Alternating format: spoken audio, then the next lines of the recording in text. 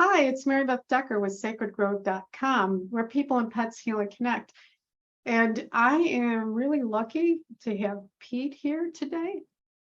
Pete Johnson, with an esteemed career as a chief operations officer, multiple patent holder, and co-founder of a 30-plus year best-in-class international business, Peter understands the importance of knowledge, its value in the marketplace, the healing it can bring to the suffering, and the ethics it requires.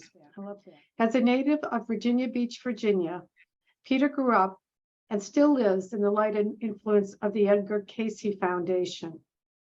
With a university education and business success long achieved, Peter followed the divine nudge to combine his unique psychic skill set with his practical business acumen.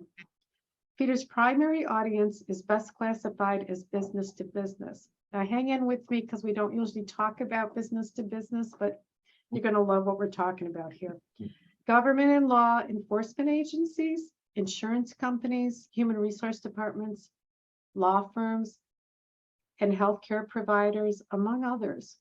His services include intuitive personnel, partnership, and executive assessment, management, and selection, psychic location and evidence recovery, and strategic foresight, prediction, and analysis of energetic trends for opportunity exploration and maximization. However, today we focus on a subset of Peter's skills, namely telepathic communication at the end of life, or what Peter more easily terms mediumship for the living. Peter works on a contractual or consultant type basis with skilled nursing, memory care, home health, autism, and other private service providers to deliver unique communication services for the family members, friends, or caretakers of those approaching the end of life, or others who are permanently or temporarily unable to communicate for themselves. This includes the unconscious, persons on the spectrum, stroke victims, dementia patients, infants, and more. Be it misunderstood or troubling behaviors, final wishes, or proactively clearing any lingering question or issue before a transition. Telepathic communication can be instrumental in reframing complex relationships or familial issues to enable a compassionate and healing space, not only for the person themselves, but also for the caretakers or family members that remain. Pete, welcome. Thank you for coming today. Thank you. That's a mouthful, I know. You know, it was, and I thought, no, but I need to say all of this. There's something magical in all those words, and I'm hoping everybody's feeling that energy that you have around what you do. So I'm going to stop for a second and say, tell us more, Pete. Tell us a little bit more before I ask questions. I have a general focus of the other work that I do, which I find quite rewarding, particularly that with the law enforcement and other. But admittedly, the work that I find the most gratifying and fulfilling is this the telepathic work, particularly for those that are at the end of life. As you know, I both know you can communicate telepathically with all life. From pets and people and, many people say plants and all the other stuff. You can do all of that. However, you'll see so many shows nowadays that are mediumship based. And I always thought, well, it feels like it's so after the fact when you're trying to help somebody move through grief or to help them resolve something when the person is no longer here. And it was actually my father-in-law, when he began to develop dementia, I had my mediumistic skills, they already existed, and I used them to a certain extent, but I realized that my father-in-law, who was still with us and still is, was beginning to communicate with me. And that's when I was like, okay, it was a bit of a twist for me, but I liked it.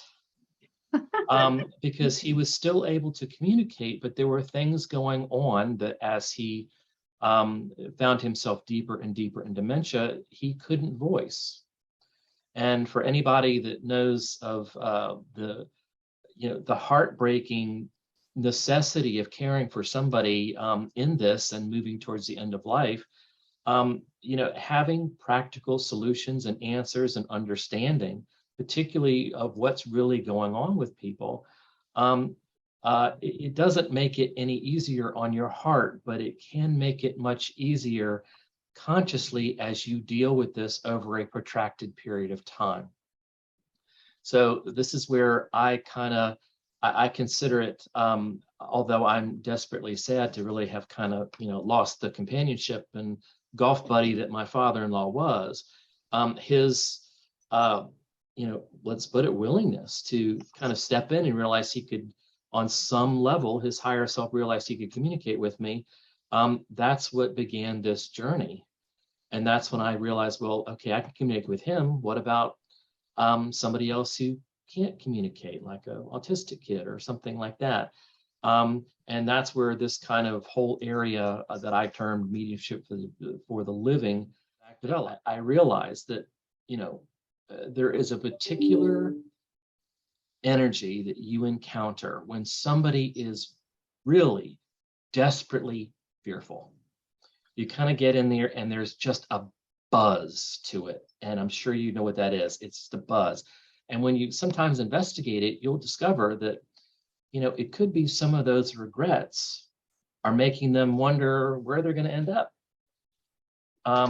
If they had incredibly very strong Catholic upbringings at time, that can put a lot of, there is some judgment in what you're going to do and where you're going to end up and this type of stuff. A lot of religions, a lot of very fundamentalist people also will have beliefs that, there's an exit and it's either up or down in the elevator. There's no other choice. And a lot of people think that, well, I did this 20 years ago. I really didn't think about it that much, but wow, I'm at the end. That might have meant a lot. And my elevator's going down. I'm afraid. And this is where, it really plays, it plays into their ability to kind of let go and enter that labor of leaving, because, no matter what the issue is that they think they may have done or did or didn't do or whatever it was that they're holding on to, this guilt or whatever it may be, it is affecting their ability to kind of see past, to see the light, because they don't see the light. They just see, damnation, punishment, something like that. So this is where it's a large part sometimes of what I will ask. Some of the questions I ask the family going in is, were there particular religious beliefs? Were there things that were here? And then as I kind of step in, I will kind of make that inquiry that, I will, and I'm sure you've heard the stories, and I'm sure you'd experience with your animals, it kind of at the end of the bed, quote unquote, when people are close, there's that light, always at the end. And there's usually a good 3-4 people that I can discern that are waiting. They have their arms outstretched, just waiting for the person to take the hand. And a lot of times when they're caught up in the fear of what's going to happen, they're not looking that way. They're looking down. So I try to encourage people, I understand that you may feel this, that, or the other, but I promise you there's no retribution. There's no damnation. There's none of this. From my experience, it is light. You'll have the chance to review whatever it is you think you worried about, maybe have a better chance or do it differently the next time, but there's no condemnation. There's none of this. You're just going to go to the light, be able to see something and view it from a different perspective and say, geez, maybe I could have done that differently. I'll do that differently next time, maybe. But you're going to the light. There's nothing but light and love when you cross. That's all that exists. And I've even gotten to the point on a couple of occasions where some people, they were really, and I said in my communication, I promise you, I haven't seen a flame once. I promise you, I have never seen a flame. I have just and only seen a beautiful, welcoming light. And there's your mom, and there's your brother, and there's the other stuff. And you kind of do it that way. And that's where when we try to work. But that can, religiosity, particularly very polarized, religiosity, of heaven and hell type thinking, you know, typically that person will also have been very polarized in life. Everything was black and white. There was no gray area for these people in a lot of cases. And that can make these final days difficult for them also. But that's where we kind of step in and say, you know what, hey, I promise you, there's something different here. And I try to, sometimes it will take more than one talk to them, but it works out, but it can. And that's why I hope that people listening to this and others will realize that, you know, just maybe consider that there might be another option. You know, it's not just one or the other, and help people do that, because then it won't tie you up. It won't confuse you at the end. That's so lovely. I am, and before I was focusing on animals, I had a lot of, I might, after talking about it, may happen again, but a lot of encounters with folks who chose not to go either place. I guess the general terminology are like ghosts, because they're like, I ain't going, you know. But more specifically, a friend of mine asked me to talk to her mom, because when I connected with her mom, she ain't going anywhere. And the woman had issues with addiction, probably alcohol and prescription drugs. And as a recovered person, I could see, you know, that's something that all of us in recovery see how that path could take you. And I did have to have exactly that conversation about there being light and there being safe love. And she needed to just reach out and find it. And yeah, she's probably going to have to take a look from a different perspective. That's not the goal, and that's not the place she's going to end up at. She needs to just look. And it's funny that you say take the hands, because I always saw like reaching up to the brightest light that you can feel, and I said just grab them and follow them up. And that was my version of it. And I felt that she moved on, and it was a relief for me and my friend, because I think people do, after they pass, if they haven't let go of that black and white thinking, they might still be stuck. Well, and I think that's part of it, because when the body, regardless of what their decision is, decides to just say, you know, enough, that can happen. And I think that, you know, a part of this, you know, when I approach that fear sometimes in people, you know, we all have that innate fear of falling. We're born with it, right? So yes. When somebody's at the end of life, they sometimes will exhibit this almost a fear of falling. And I'll tell them, you know what, when you're ready to go, you know, what you can do is, you know, it may be confusing, it may be a little scary, but when you're really ready to go, I think of it, and I've used a couple of analogies where if it's a woman, I say, you know what, when you're ready to go, it's kind of like shaking off that pair of pantyhose.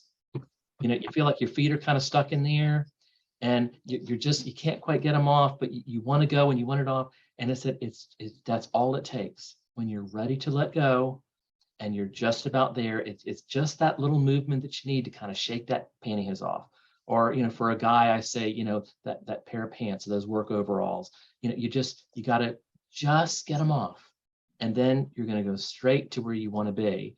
And that helps sometimes, because I think sometimes that final release can be a little scary. So I apply that analogy to say, that's all it is. This is all that's going to happen. Then you're going straight to your loved ones right there. And then also there's times when, you know, be it addiction or anything like that. I know when my father-in-law, we've had a few conversations with him. He's an engineer and was in life. And, you know, I tell him that when you're ready, imagine all of the neat stuff that you did and designed, created, and all of that. Can you only imagine how much you're going to know when you get over there? Can you have any comprehension of you'll know how everything works. You will have the ability to engineer anything you want. Imagine the joy that you'll have when you can get over there and do all of these neat things, have all of this stuff. Because we realized my father-in-law was one of the birds knocking on our kitchen window. Not one of the birds, but was coercing or leading one of the birds to knock on our window. Right. And when he'd show up and we'd go, I was like, oh, Bob, that is really cool that you're making that bird do that. That is so cool. And that's when we'd say, well, can you make it a different type of bird, another color bird tomorrow? And we do that. And damn, if it wasn't a red bird the next day. You know, it's that stuff where we're making these things. And as when people are fearful, and I'm sure you can find analogies for pets or for that, you know, can you imagine the number of tennis balls you'll have when you get across, or you know what I mean? Something of this nature that helps them look towards the light. That's all Yes. we're trying to do. And Yeah. that's where I'd say I pointed out, and they're going to go when they're ready. He's going to continue to work this, but that's all part of that process that I will, if I'm encountering fear, I'm saying, you know what, just got to shake it off.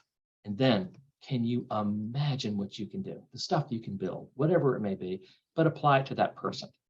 So, and I think it would have to be the same way with pets that are maybe a little scared or worried, you know? Yeah, I think I get what you're saying. I have a slightly different maybe visual of it, but it's very similar. I ask them to step out of their body when they're ready, like they step out of the house or step out, you know, get out of the car. And we have fun with the people, the guardians. I ask who's going to be there. I get a sense, probably not as strongly as you do, Peter, but we decide that there will be a party, and that they're, you know, to look around and say, there they are. They're going to show you. It's going to be like, come on, pal, let me show you the best places to go and have fun. Yeah. And I because we're already over here, we know the ropes. We're going to have you in here. Many animals are unable to do those things that they loved, and that's all the other things that I remind them is, you know, you're going to be able to run again. You're going to be able to do all that stuff, and you're going to feel so good. You are going to know that you had a good decision. So I have a slightly different flavor, but well, I think it's the same thing, I right? still think it's the same thing, because when we say, you know, you're caught up in this unfortunate dementia, whatever it is now, but I've communicated, you know, you will never have to miss another grandkids softball game. You'll never miss another this. You will be able to participate in life with your family more than you have ever in the past. And that's part of what bringing that stuff forward is. And I think that's the exact same thing. You're telling the animal the same thing.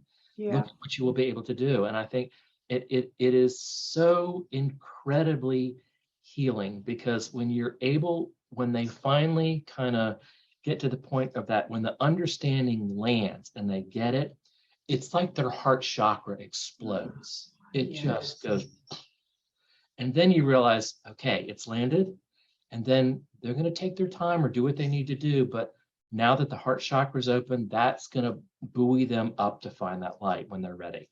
And that's what I like. It's the same thing.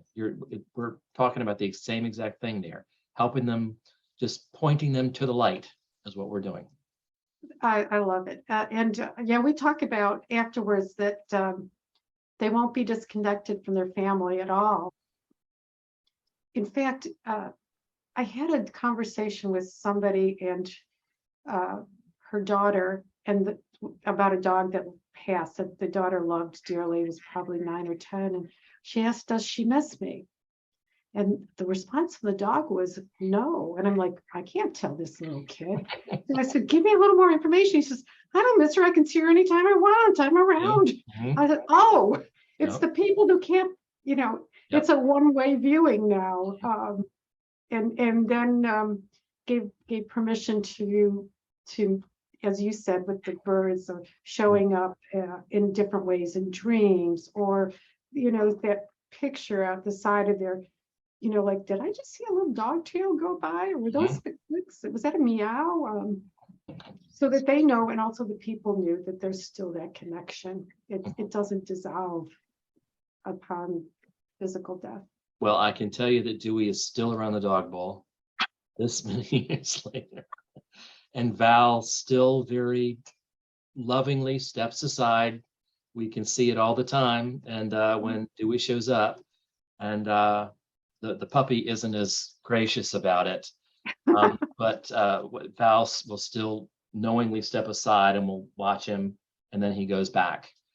So it's, they're there. They continue to be there. They enjoy it. You can tell when they're outside with the dogs playing. It's, they're still participating.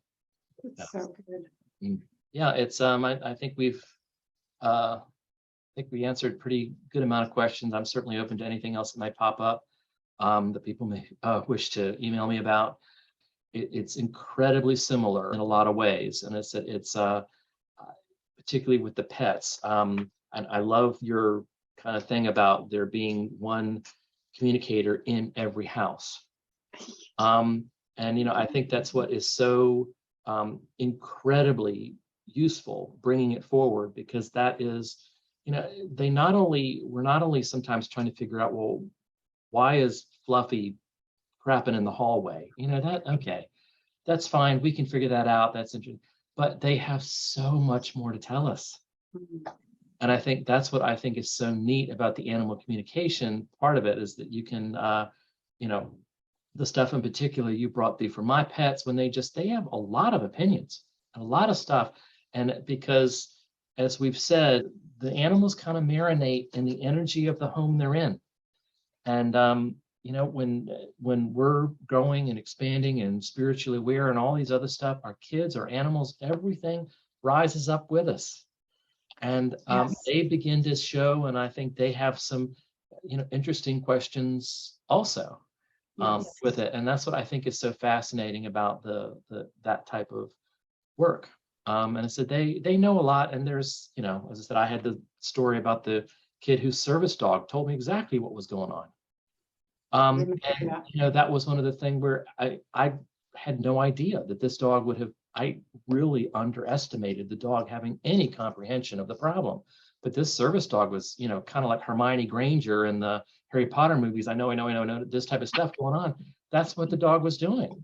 He understood. And I got the information that helped that kid that he works with completely from the dog, which I rarely do. I don't communicate with the pets walking in. I just don't do that. That's not my specialty. And I think, but that dog was more than willing to say, I know what will help this child. Please let me tell you. And that's what was so important. And I think that's why this is so, I love that kind of thing that you're trying to do, of get it, because you never know how they're going to be able to help us. And they know and understand far more than we could ever comprehend. And you're right, there's no such thing as a stupid dog. They are there and participating consciously and actively and spiritually in our homes when we allow them. And that's what I love, because they bring a whole other dimension to everything in our lives. And I think that's why I love what you're doing with that kind of training in that focus. Thank you. Thank you. Well, I hope everybody enjoyed this as much as I did. And Peter, thank you for taking the time to talk to me. And I'll say best wishes. And thank you very much. I appreciate the opportunity. All righty.